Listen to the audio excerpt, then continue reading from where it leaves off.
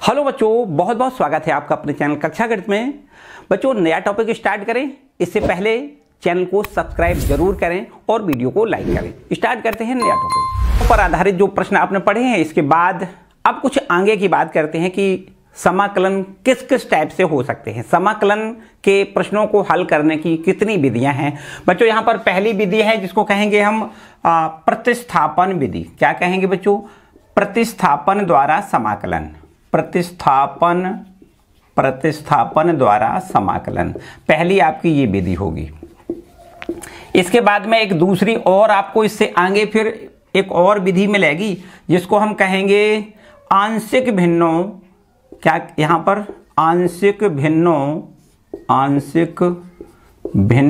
में वियोजन द्वारा, आंशिक भिन्नों में वियोजन द्वारा समाकलन। ठीक है, आंशिक भिन्नों में हम वियोजन करेंगे और इसके बाद इसका हम समाकलन करेंगे। ठीक है बच्चों, एक तो ये भी प्रोसेस है। इसके बाद की एक तीसरी जो प्रोसेस है उसको कहते हैं खंडशः समाकलन।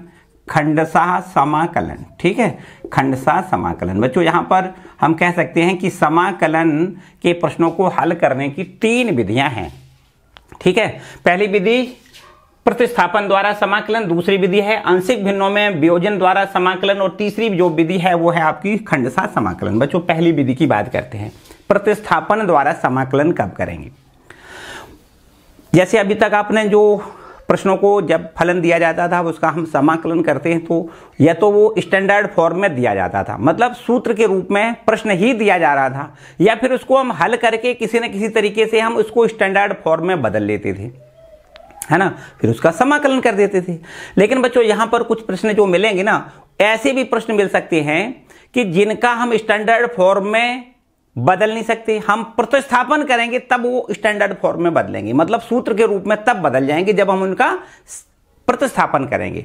तो बच्चों, प्रतिस्थापन का मतलब है कि हम एक फलन को इस प्रकार प्रतिस्थापित कर दें कि वह फलन जो हम जिसका हम इंटीग्रेशन कर रहे हैं वो हमारा स्टैंडर्ड फॉर्म में अगर आ जाता है तो ऐसी विधि को हम क्या कहते हैं? प्रतिस्थापन द्वारा समाकलन कहते हैं। ठीक है, जैसे हम आपसे ये कहें कि बच्चों ये हमारे पास कोई फलन है, मान लेते हैं इस प्रकार से, यहां समझ लेते हैं कि एक फलन कोई gx है।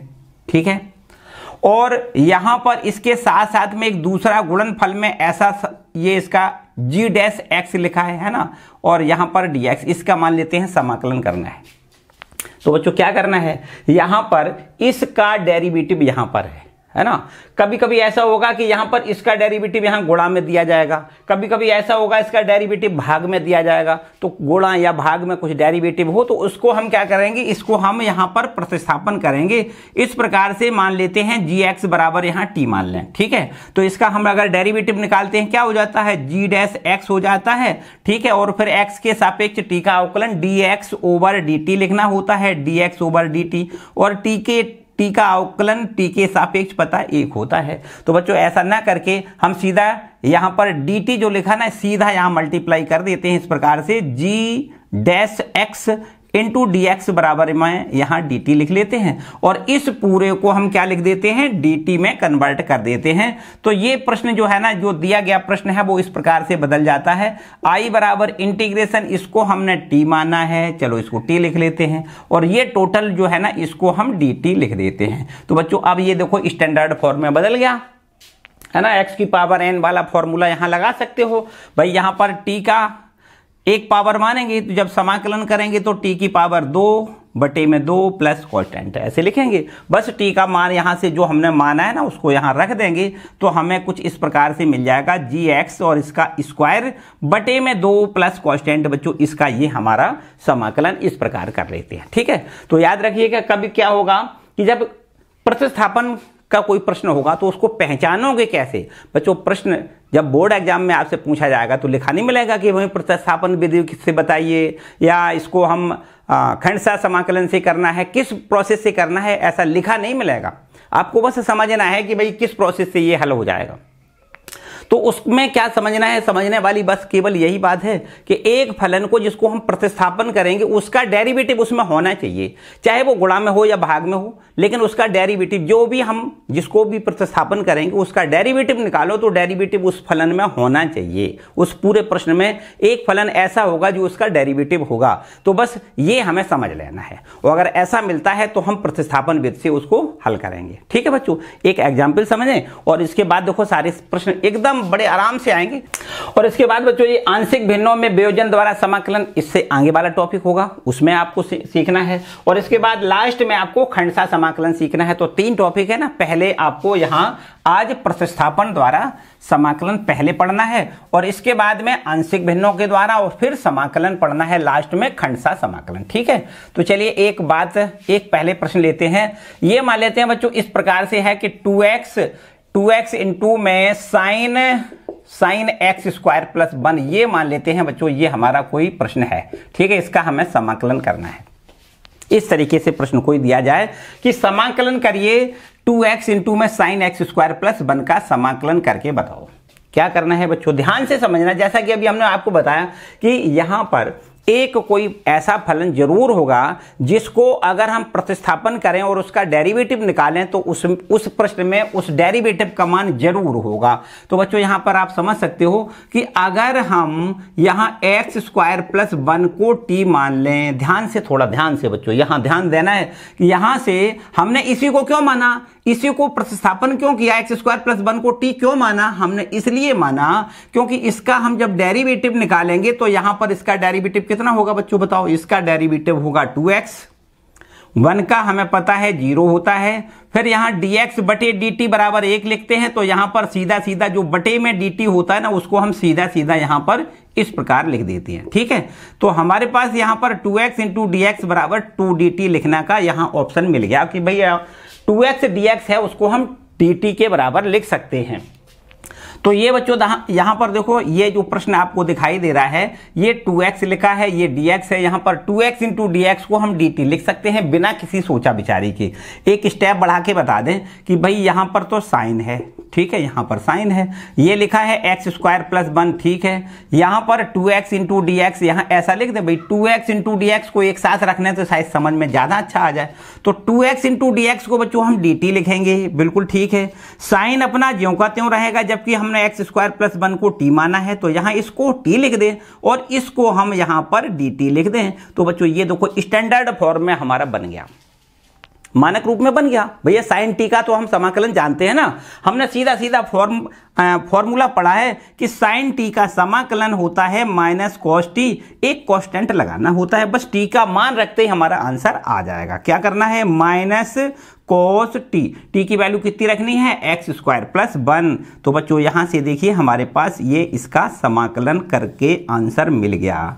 समझ में आई बच्चों, यहां पर किसी की प्रकार की कोई समस्या नहीं है ना, एकदम आसान सा काम है। हमें बस वो फलन ढूंढना है जिसका डेरिवेटिव यहां पर मिलता हो। हाँ, ये कोई जरूरी नहीं है कि हम बटे वाली, कभी कभी ऐसा होगा ना अंश बटे हर में 2 फलन होंगे, कोई हर में भी होगा तो हर वाले को भी टी माना जा सकता है अथवा अंश वाले को भी टी माना जा सकता है। अगर हर वाले को टी मानोगे तो उसका डेरिवेटिव अंश में मिल सकता है, या हर वाले का डेरिवेटिव भी हर में मिल सकता है, ऐसा भी प्रश्न मिल सकता है। तो कुल मिला के एक फलन को अगर हम टी माने और उसका डेरिवेटिव निकालें तो उसमें उसका डेरिवेटिव जरूर आएगा। चलिए, और यदि नहीं आता है तो भी मानक रूप में बन जाएगा। देखो अभी कुछ प्रश्न और यहां पर करने की कोशिश करें।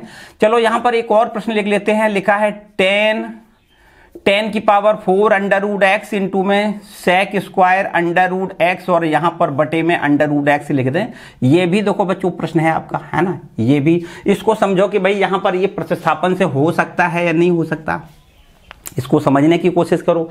बच्चों यहां पर आपको पता है कि 10x का जो अवकलन होता है वो सेक स्क्वायर एक्स होता है। 10x का अवकलन कितना होता है, सेक स्क्वायर एक्स होता है। इसका मतलब हमें यहां पर 10 अंडर रूट एक्स को यहां से t मानना पड़ेगा। 10 अंडर रूट एक्स को अगर हम t मान लें तो इसका अवकलन कितना हो जाएगा, 10x का अवकलन sec स्क्वायर x होता है, तो sec square under root x हो जाएगा। अंडर रूट x का फिर से करना है, अंडर रूट x का मतलब क्या है, x पावर 1/2, तो 1/2 पहले आएगा और x पावर -1/2 लिखना है। फिर dx/dt बराबर 1 लिखना है, या फिर dx बराबर dt लिख दें। ठीक है, यहां पर इसको ऐसा भी लिखा जा सकता है कि भाई ये sec square x sec square under root x है, बिल्कुल ठीक है। यहां से ये -1/2 घात है, अगर इसको नीचे आप ले आओ तो प्लस की 1/2 घात हो जाएगी, और प्लस की 1/2 का मतलब होता है अंडर रूट। यहां पर बटे में 2 लिखा है, इधर ले जाओगे तो गुणा में हो जाएगा। ये dx हमारा ज्यों का त्यों है, और ये 2dt हो जाएगा। यहां से 2 जो भाग में है ना, सीधा सीधा यहां गुणा में कर दें। ठीक है, तो बच्चों यहां से आप देख पा रहे हो ये इतना टोटल, इसको थोड़ा ध्यान से समझो, इसको हमने चलो ऐसे कर दिया। ठीक है, इस इतने फंक्शन को जरा ध्यान से देखें तो यहां बच्चों दिखाई दे रहा है कि भाई sec square under root x dx बटे में अंडर रूट एक्स, इस पूरे को हम 2dt लिख सकते हैं। लिख सकते कि नहीं, sec square under root x बटे under root x into dx को हम 2dt लिख सकते हैं। तो बच्चों ये हमारा प्रश्न इस प्रकार बदल जाएगा।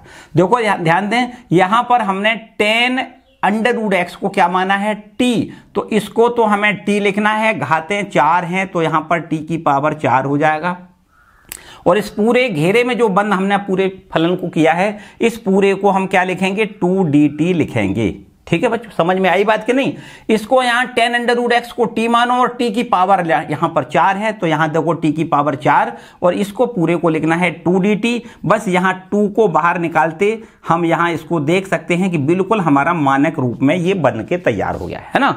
प्रतिस्थापन ऐसे करते हैं कि जो प्रतिस्थापन होने के बाद फलन होता है वो हमारा मानक रूप में होता है, मतलब सूत्र के सीधे फॉर्म में होता है। तो यहां पर t की पावर 4 है, इसका समाकलन हम कैसे करते हैं, एक इसमें जोड़ो है भाई, x की पावर n वाला फॉर्मूला, वही सीधा सीधा क्या करते हैं, x पावर n+1 बटे में n+1 प्लस कांस्टेंट, ये वाला फॉर्मूला लगाना है। तो यहां पर 4 घात है, तो यहां से जब इसका समाकलन करोगे तो 4 में 1 जोड़ोगे 5 हो जाएगा, और उसी 5 का यहां भाग कर देना होता है प्लस कांस्टेंट।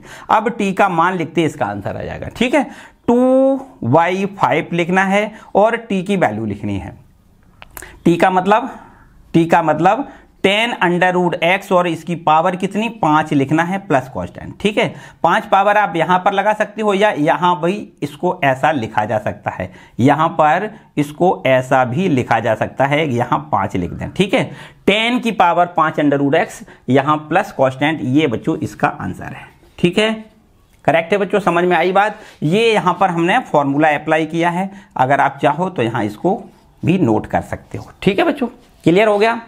तो हमने जैसा कि बताया कि आपको दिए गए फलन में से एक ऐसा भाग ढूंढना है जिसको हम प्रतिस्थापन करें, और प्रतिस्थापन करने के बाद उसका वहां डेरिवेटिव होना चाहिए। ठीक है, चलिए तो बच्चों आज के लिए फिलहाल इतना ही, नेक्स्ट टॉपिक को हम अगले वाले वीडियो में कंप्लीट करेंगे। ठीक है, तो बच्चों चैनल को सब्सक्राइब जरूर कर लें और बेल आइकन दबा दें, जिससे आने वाली वीडियो का नोटिफिकेशन आपको मिल सके। खुश रहें, मस्त रहें, पढ़ते जरूर रहें। Bye bye.